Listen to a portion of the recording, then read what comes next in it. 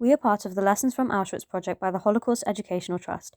Its aim is to teach young people across the country about anti-Semitism, the events of the Holocaust, and its impact on modern society, giving us the resources and knowledge to then pass this learning on to our local communities. Through this assembly, we will share some of this knowledge with you. Holocaust Memorial Day is an annual commemoration and remembrance for the events of the Holocaust and its victims. This National Memorial Day was first held in 2001, and the 27th of January was chosen since on this date, the Auschwitz concentration camp was liberated by the Red Army in 1945. The Holocaust Educational Trust defines the Holocaust as the murder of approximately 6 million Jewish men, women, and children by Nazi Germany and its collaborators during the Second World War. Often, the focus of the Holocaust is on Germany and German victims. However, the Holocaust had a far broader impact than this, affecting much of wider Europe. 6 million were murdered in the Holocaust, most of whom were not German. According to the census of 1933, there were only around 505,000 Jewish people in Germany's 67 million large population. When learning about the Holocaust, we often cover other groups targeted by the Nazis. However, it is important to remember that while these groups were persecuted and murdered by Nazi Germany and its collaborators, we should not refer to this as part of the Holocaust. This is because, for the first time in history, a state and its accomplices attempted to murder every single member of a people. The perpetrators did this since they viewed the Jewish as an existential threat, racially separate, inferior, and unchangeable. As a result, the term the Holocaust should only be applied to the genocide of Jews rather than the general Nazi persecution, to highlight the nature of the genocide.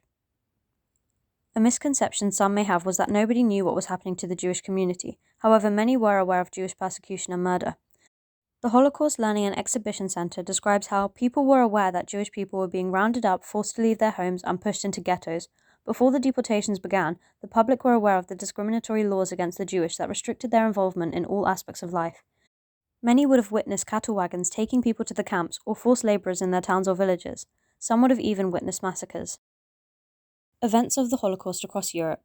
Germany is where Hitler and the Nazis first rose to power, though initially this was not with elaborate plans for exterminating the Jewish. Nazi policy on the Jews was only one element of their ideology. However, as the Nazis gained support and control, they used their power to increasingly persecute the German Jewish population. For example, the April 1933 Law for the Reconstruction of the Civil Service enabled the expulsion of political opponents and many Jews from government employment. Isolated Jewish communities in small towns and villages suffered from boycotts and violence, and many Jewish members of professional associations, universities, and cultural organizations were expelled. The 1935 Law for the Protection of German Blood and Honor defined a Jewish person according to the number of their grandparents who were Jewish. Non-Jewish Germans were forbidden from marrying or having sexual relations with Jews, and the Jewish population were reduced to second-class status, losing full citizenship. The April 1938 Decree on the Declaration of Jewish Assets marked the first stage of the systematic robbery of German Jewish wealth and assets. The Kristallnacht on the 9th to 10th of November 1938 was when hundreds of synagogues were burned down and Jewish shops were attacked. 30,000 Jews were sent to concentration camps and over 90 Jews were killed. Central and Western Europe. In 1940, France passed an anti-Jewish statute after it surrendered to Germany, but were not forced to do so. The preparations for the final solution in France, the Netherlands, and Belgium began in spring 1942, with Jews being forced to register the previous year. In May 1942, they were forced to wear the yellow star, and from July, Jews were ordered to report for resettlement in the east, or seized in roundups using manpower from local authorities. Danish resistance was a barrier to the attempt at removing all 7,800 Danish Jews, but the occupation of Italy led to similar numbers of rounded up Italian Jews. The Pope did not speak out or protest as the Jews of Rome were forcibly seized in the streets adjacent to the Vatican. Though Hungary passed anti-Jewish laws in the 1930s, by 1944 the 750,000 Jews in Hungarian territory were the largest surviving Jewish population. When Germany invaded, the Nazis sought to gain economic assets and slave labor, which the Hungarian authorities eagerly assisted with by ghettoizing and deporting 437,000 Jews in 4 months to Auschwitz-Birkenau. The pre-war Jewish population of Yugoslavia was 82,000, of which 40,000 lived in Croatia. Nazi Germany invaded Yugoslavia in April of 1941. Hitler allowed Croatia to become a separate country from Yugoslavia to be controlled by Croatian fascists called the Ustaše, who subsequently began a campaign of mass murder of Jewish people. This was largely done through mass shootings and internment in concentration camps in Croatia, though many were shot or beaten to death by the Ustaše guards while others died of starvation and disease. Most of the Jewish population had been killed by the end of 1942, and in 1943 Croatia's remaining Jews were handed over to the Nazis. The Croatian Jews were to be sent to Auschwitz-Birkenau, where most were murdered. By the end of the war, the Jewish population of Croatia had been reduced to approximately 7,000. In March 1939, Nazi Germans invaded Czech lands, immediately introducing anti-Jewish laws. By September 1939, all Jews older than 6 were forced to wear a yellow Star of David badge in public. In 1941, the so-called cleansing of Czech lands was ordered, as well as the creation of a ghetto at the Regenstadt near Prague. From late 1941 onwards, Czech Jews were sent to Terezín ghetto. Most were then eventually transported to murder sites in Eastern Europe. By the end of the war, nearly 90% of the Jews in Czechoslovakia, almost 315,000 people, had been murdered.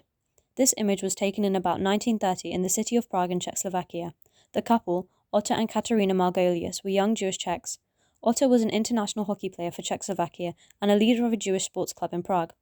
Katerina had trained at an art school and then became a milliner. Otto was murdered during the Holocaust, and Katerina's fate is unknown.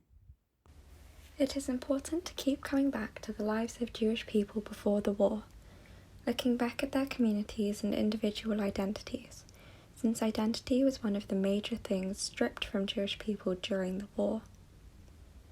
On the left is a photo of a Jewish football team called Maccabi Kaunas, who played in the Lithuanian First Division for most of the 1920s and 30s. There were other Jewish football teams playing in the top divisions of Poland, Latvia, Finland, Hungary, and Austria. On the right is a picture of Jewish men gathering in a traditionally Jewish district in Poland, taken on a Saturday, the Jewish Sabbath, as seen by the closed shops in the background.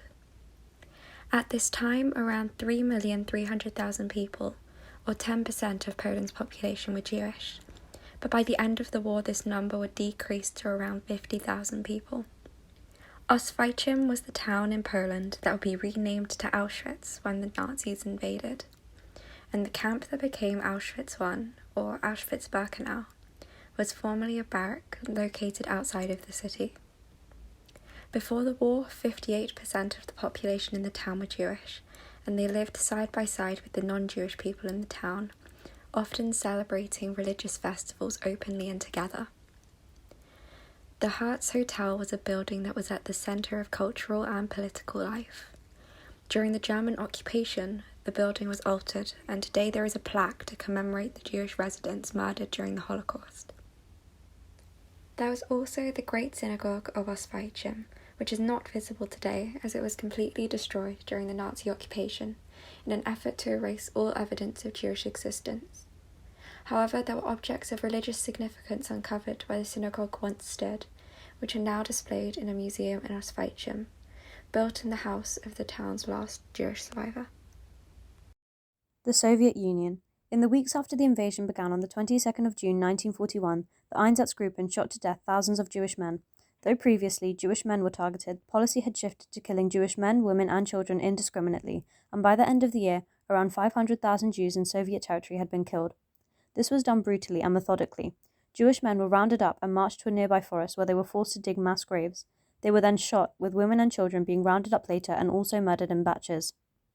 The larger Jewish populations that could not be exterminated in one go were forced into temporary ghettos. During the spring and summer of 1942, the Nazis organized a second sweep of occupied territories, murdering the remaining Jews in ghettos and hunting down those who fled. The pre-war Jewish population of Poland was approximately 3,300,000. By the end of the war, over 90% had been murdered. In October 1938, 60,000 Polish Jews were expelled from Germany back to Poland, though they were refused admission and stayed in refugee camps. In October 1939, the Nazi leadership considered using the area around Lublin in Poland as a so-called Jewish reservation, as the first of many attempts to forcibly displace Jews to the edges of or beyond the Nazi Empire. Poland was invaded by Nazis on the 1st of September 1939, following which Polish Jews were subjected to violence, slave labour, and discriminatory laws. In September 1939, it was decreed that the Polish Jews should be concentrated in towns prior to being removed, and should be stripped of their rights and property, denied work, and crammed into slums. As a result, the Polish Jews were afflicted by mass starvation and disease. To prevent the spread of an epidemic, between 1939 and 1942, the Nazi authorities created ghettos in many towns and cities, where Jews were forced to live in inhumane and overcrowded conditions. In October 1941, Hitler agreed to the deportation of German and Austrian Jews to ghettos in Poland and other areas of Europe.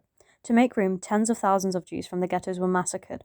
On the 8th of December 1941, gas vans began the murdering of Jews, who were loaded into the back of lorries which were converted so that the exhaust fumes were piped into an airtight compartment. The vans were driven a few miles to mass graves in a forest where the Jews who had suffocated to death were unloaded and buried. From 1942, Poland became one of the main sites for concentration and death camps. The word Auschwitz has become synonymous with the Holocaust. Of the 1.3 million people sent to Auschwitz-Birkenau, 1.1 million were murdered there. Approximately 960,000 of these were Jews from all over Europe's Nazi-occupied territories. Auschwitz was a system of camps built around a central space, around 49 camps and subcamps in total. Prisoners were categorised in more coloured triangular patches representing their alleged status on their uniforms. This would affect their treatment, work duties, and any supposed privileges they might receive in the camp. It is important to remember that each person brought to Auschwitz was an individual with their own personal story of how and why they arrived there. Mass killings of Jews in the Soviet Union began in the summer of 1941, and by the end of that year, Nazi leadership had decided on the final solution, the plan to murder every Jew in Europe. Between the spring of 1942 and autumn of 1944, Jews were deported to the camp by train from countries across the continent. Conditions in the camp were unimaginable. Prisoners were separated by sex, had all of their possessions taken from them, their name was replaced with a number tattooed on their forearm, and were given a prisoner uniform. Prisoners were packed into barracks that were deeply unsanitary and overcrowded. Starvation rations were administered, and the treatment inmates faced from guards was brutal. At its height, Birkenau held some 90,000 inmates living in these conditions. A gas chamber was built at Auschwitz I and operated from 1940. Gas chambers at Birkenau followed. From 1942, two buildings outside the perimeter fence, known as the Red House and the White House, were sealed and used to murder those who were not selected for work. The camp was liberated by Soviet forces on January 27, 1945. But by then, Nazis had tens of thousands of inmates back into Germany on what were known as death marches, where prisoners were forced to march for up to 35 miles in the freezing cold to trains that would transport them to locations inside Germany. On their arrival, the Soviets found some 5,000 people locked inside a deserted Birkenau. And whilst this was the end of their incarceration, the journey to discover what was left of their homes and families would take some months. At Auschwitz-Birkenau, prisoners were held in extremely cramped conditions and given very little food, usually soup and bread. Illness was common, and the lack of toilet breaks, as well as the conditions of the toilets themselves, led to a lack of dignity and cleanliness. Certain people were assigned Scheißkommando duties, which meant they had to empty the pits that acted as toilets. While this job was essentially dehumanizing, it enabled prisoners to talk without being overheard by the guards. Primo Levi recounts here what a fellow prisoner said to him about the necessity of maintaining the dignity that one can, which in itself was a form of resistance. While Auschwitz II did not allow Jewish people to practice their faith publicly, this faith was as portable as a suitcase. The Nazi regime sought to eliminate both the big traditions and the little traditions of Judaism, but this was impossible even in Auschwitz, where people would try to gain access to prayer boxes that enabled them to practice their faith on a smaller scale.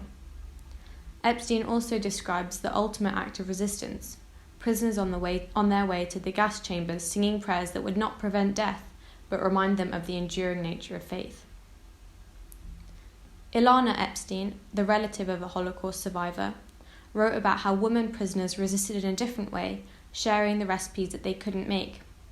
Some of these recipes have been collated in a book called In Memory's Kitchen, Recipes from the Women of Theresienstadt, which was a Czechoslovakian camp.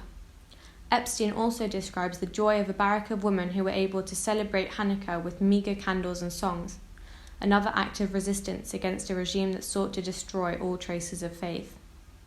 Heinrich Himmler, giving a speech in 1943, said that the Holocaust was an unwritten and never to be written page of glory in our history. This explains the Nazis' destroyal of 3 crematoriums in Auschwitz before the camp's liberation.